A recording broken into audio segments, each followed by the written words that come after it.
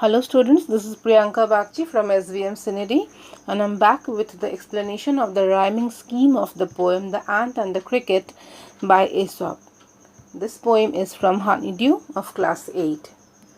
Coming to the original chapter, the poem, and here comes the poem.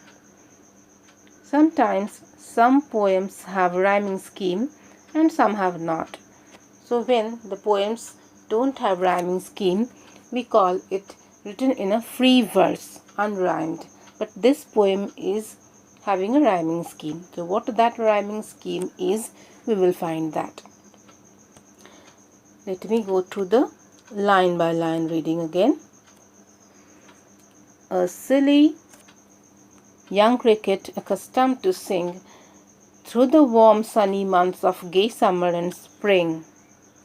These two lines, you can see the last words of these two lines are same in tone. Sing, spring. We denote it as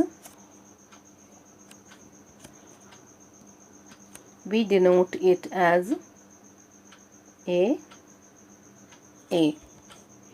Okay. Coming to the next lines. Began to complain when he found that at home his cupboard was empty and winter was come. Again, different from the first two lines, but similar in tone with each other, like the last two words, home, come. So we denote it as B. Okay. Coming to the next lines. Not a crumb to be found on the snow-covered ground. Again, similar with each other in tone, like found and ground.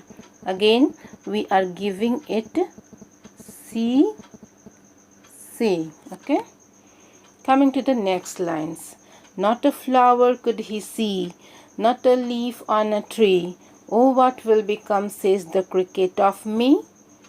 You can see that these three lines are rhyming in tone.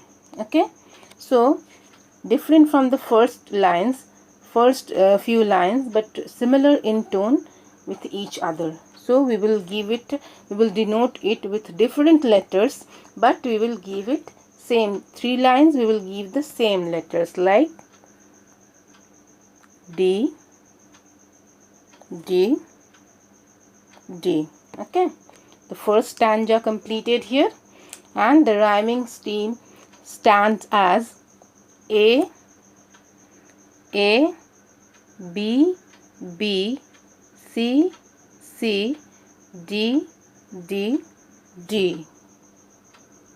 Is it clear to you? I think it is clear to you. So, the rhyming scheme of the first stanza of this poem stands as A, B, C, D. I think you understood this very well. Okay. Coming to the next stanza. At last, by starvation and famine made bold, all dripping with wet and all trembling with cold. Again, you can see that the last two words are rhyming in tone, similar in tone, like bold and cold. Again, we denote it bold and cold with A. Okay, coming to the next lines. Away he set off to a miserly ant to see if to keep him alive he would grant. Ant, grant. Okay, different from the first two but similar with each other, denoting with B. Next lines. Him shelter from rain and a mouthful of grain. Rain, grain. Different from the first lines but similar in tone with each other. So we will denote it again with a different letter, that is C. And the next lines. He wished only to borrow, he would repay it tomorrow. If not, he must die of starvation and sorrow. These three lines are similar in tone with each other but different from the first few lines. So again we denote it with the different letter D. D, J. So the final rhyming scheme for the second stanza stands as again A, B, C, D, D. Hope you understood. And so on. When you follow the next page also,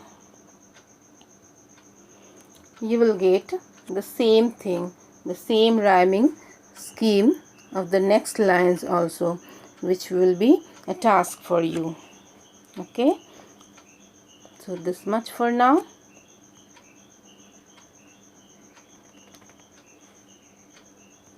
Goodbye, students.